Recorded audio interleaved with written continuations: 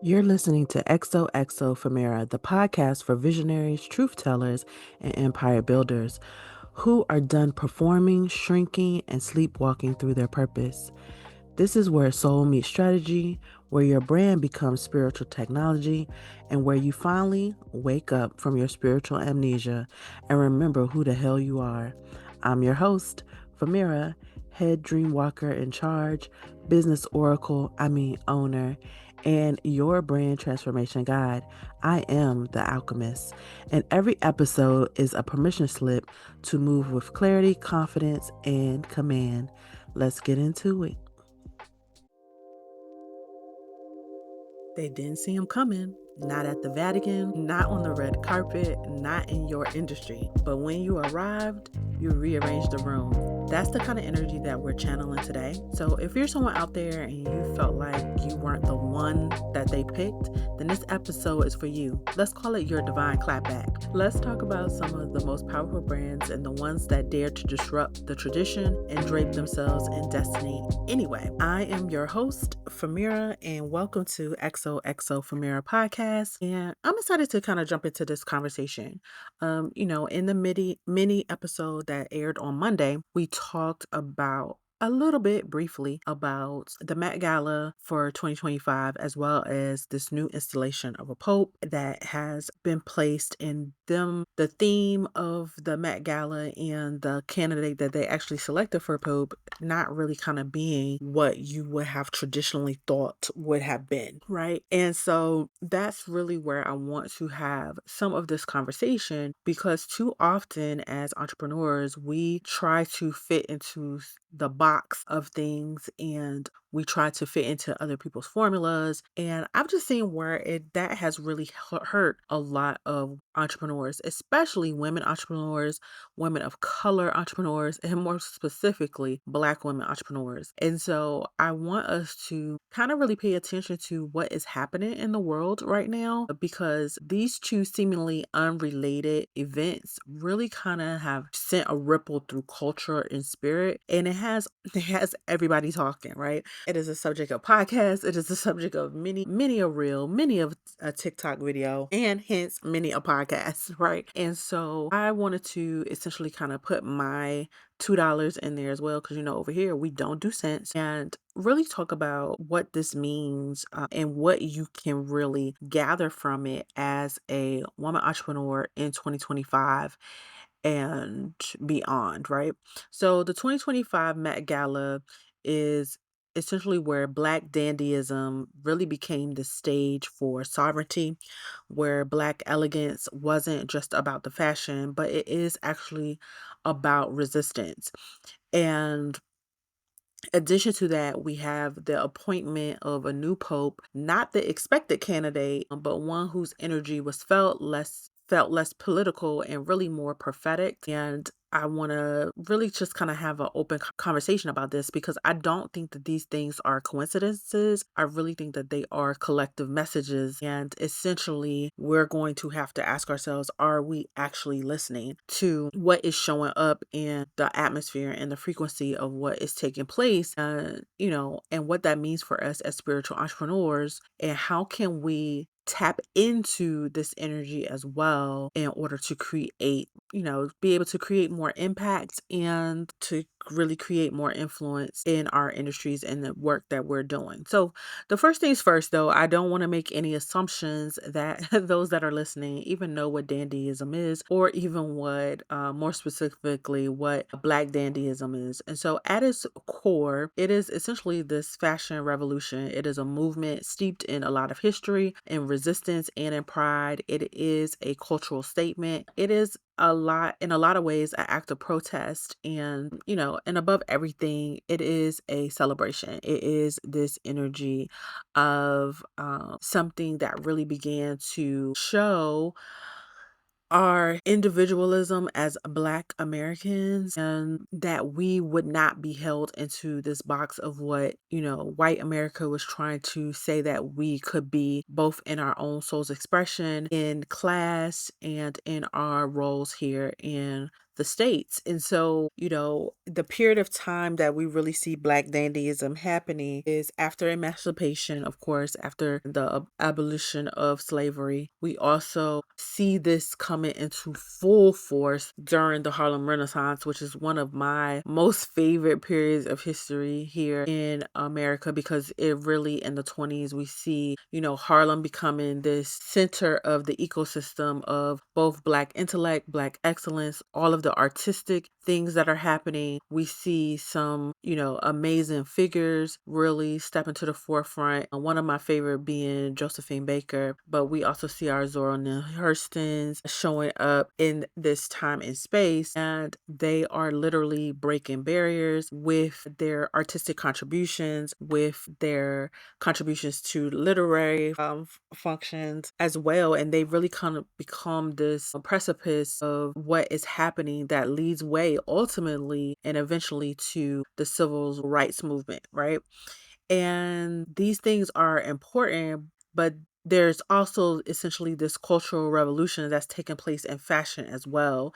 And just like it had with the original onset of dandyism, was kind of this energy of defiance, right? And there's this energy of going against what tradition says is supposed to be a thing. It started in Britain with the, kind of this uh, push in the face of the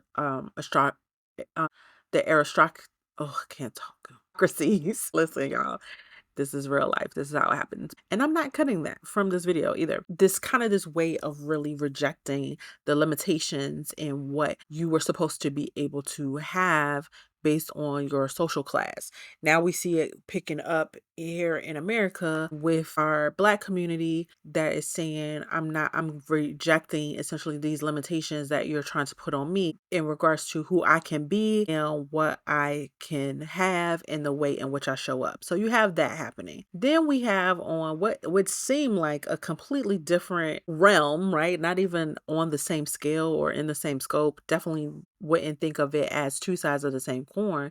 But we also see this celebration of this new pope being brought in to play.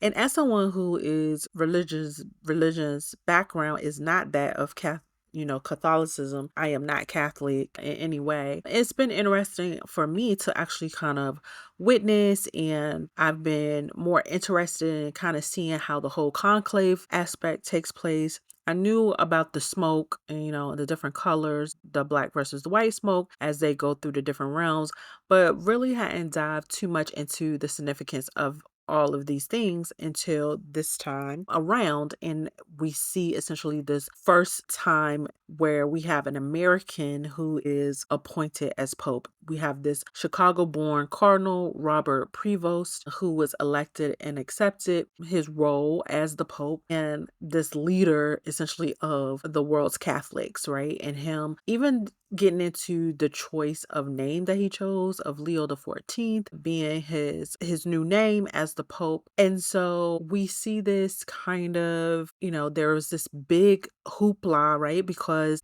a lot of people thought there would never be Pope appointed from the US for various reasons.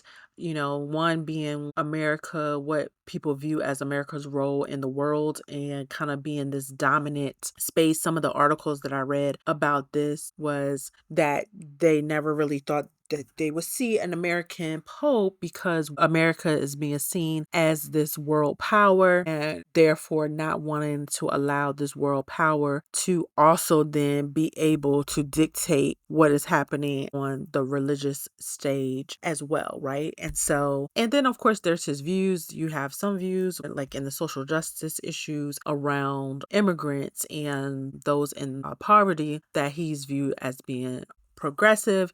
And then you also see, how he embraces marginalized groups and is a champion for those. But also on the flip side, we see the commentary around him not being so progressive when it comes to our LGBTIQ plus community, as well as his views on women being ordained and different things like that. So not really here to talk about his political views, but want to be clear that it's not, on why I'm saying he is essentially was kind of an unlikely candidate. Even though he was on the short list, he is definitely not the one that many people thought would actually get. And so I want to take some time to really kind of look at three ways or three lessons essentially that I view is important from understanding this concept of this Met Gala theme that was a really big deal when it was first announced and continued on through the precipice of the Met Gala coming to fruition, and this unlikely candidate that, though he made it to the short list, still by no means was a shoe-in for the pick of the Pope, and what you can learn from this as a Dreamwalker who is stepping into this new level inside of your own way of expressing your brand, your business, and yourself. And so let's get into it, shall we? Let's go even deeper when we look at this. And so the first lesson that these things really show us is that it's not about the aesthetic, it's about alone, right? But aesthetic is authority. And so ultimately, Black Dandyism isn't about looking good. It's really this concept of disrupting expectations, right? The expectations of others through this act of elegance.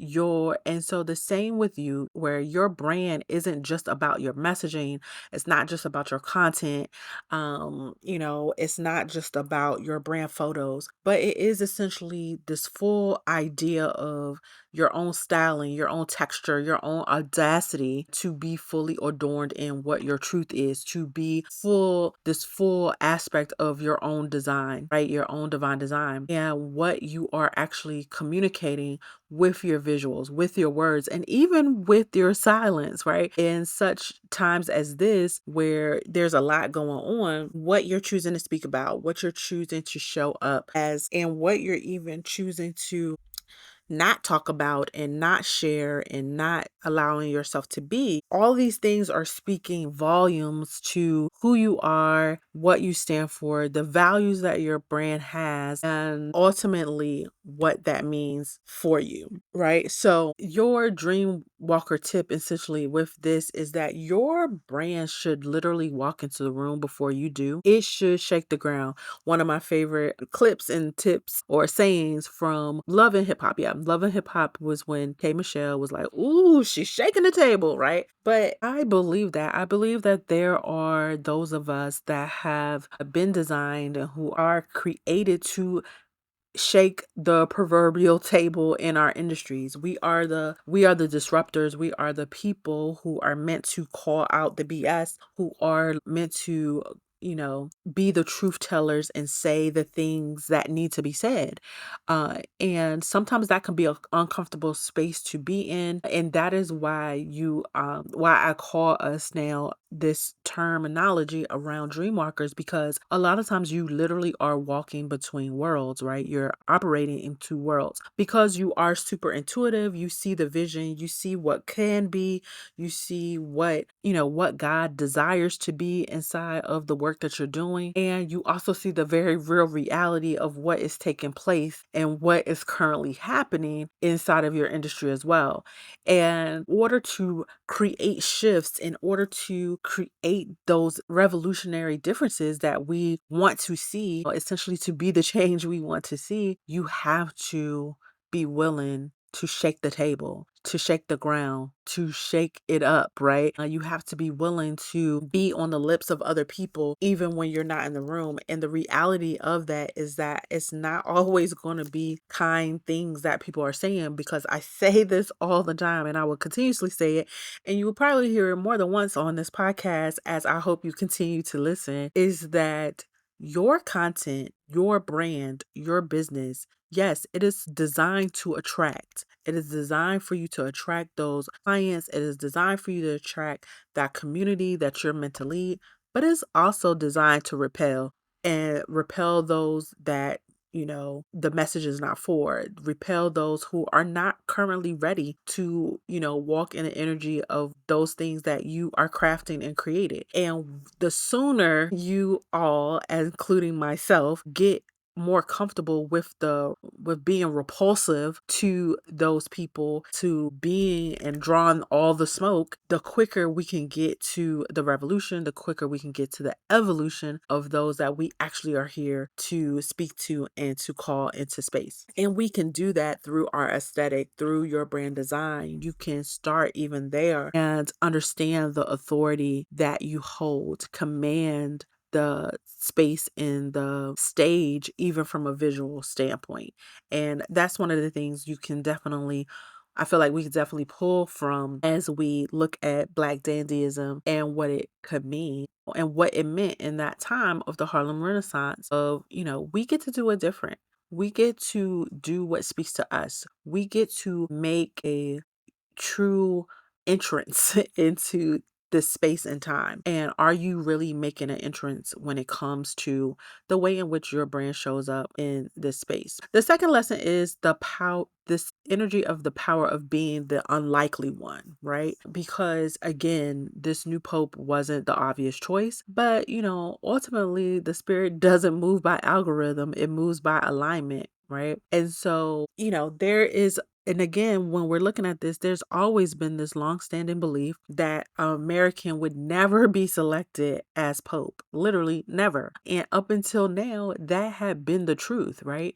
And that's because of the fact, like I was saying earlier in this episode, that the US is already kind of this geopolitical superpower in the world. And so they definitely did not want them to have power in this realm of spirituality and religion, and a huge religion like Catholicism, right?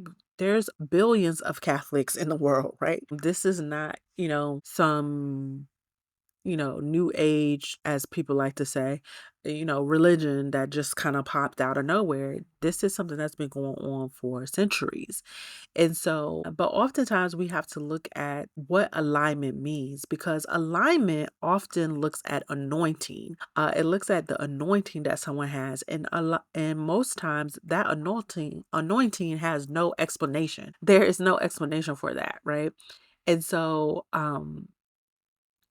you many people are often looking and waiting for your industry to choose you, right? For the market to choose you, for the algorithm to bless you with a viral moment, right? For people to discover you and to know who you are. But the real shift happens when you choose yourself and ultimately you let the world catch up to you, right?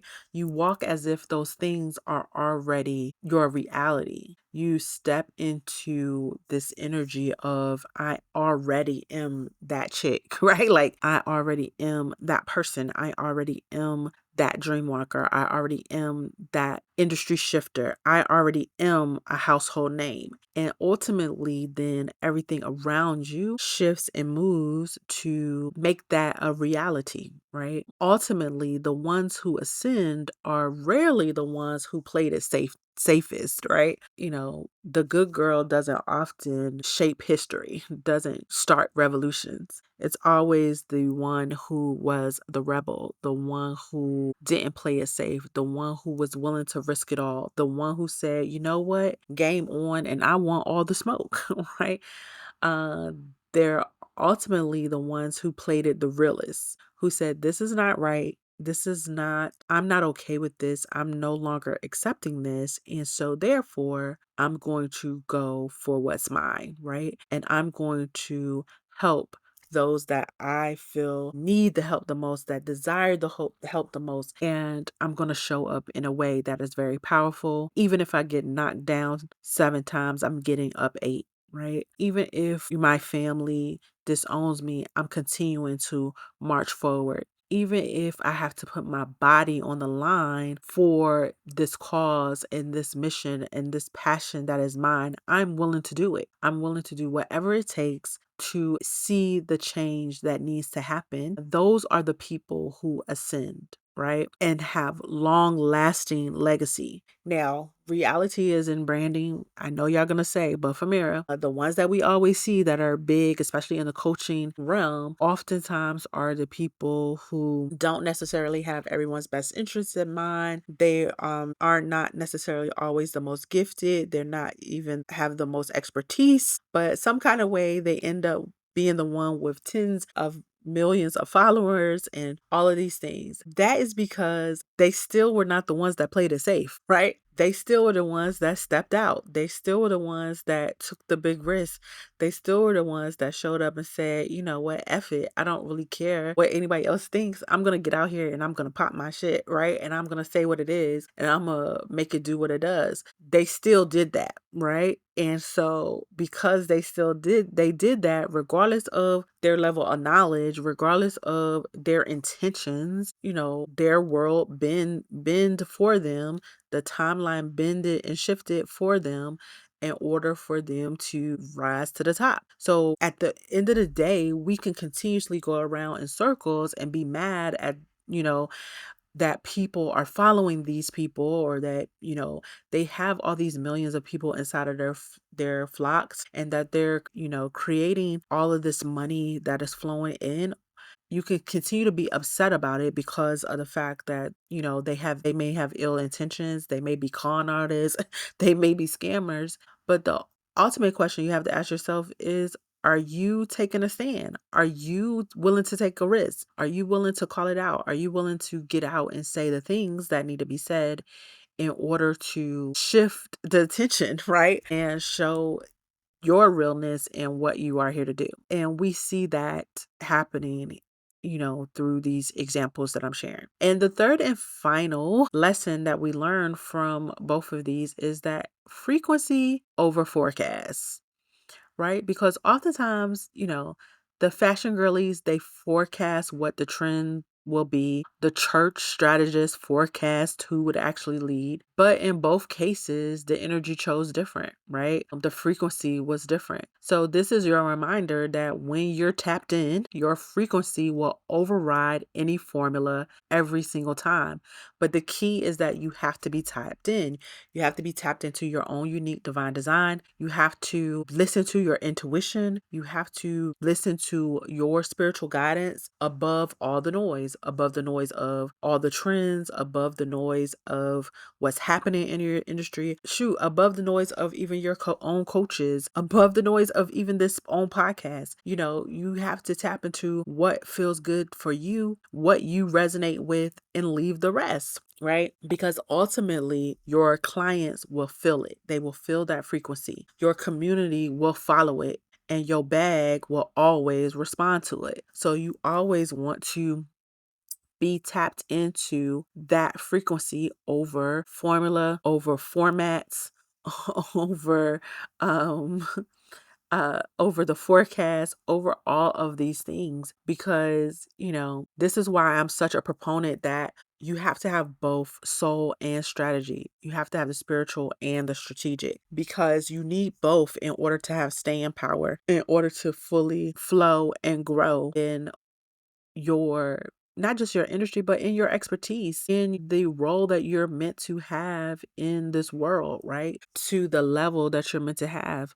So even if you are someone, you're like, I've been in business for 10 years, 12, 15. I know what I'm doing. I know what I'm talking about. But are you still playing small? You might be someone who is like, I'm already bringing in multiple six figures, but are you meant to be a seven-figure business? You might be somebody that's like, I already am uh bringing in millions of dollars. I've already helped my clients create tens of millions of dollars. But is the reality that the level that you're supposed to be on, maybe you're the person that's supposed to help other people create billions of dollars amongst all of your clients, when that's grouped together.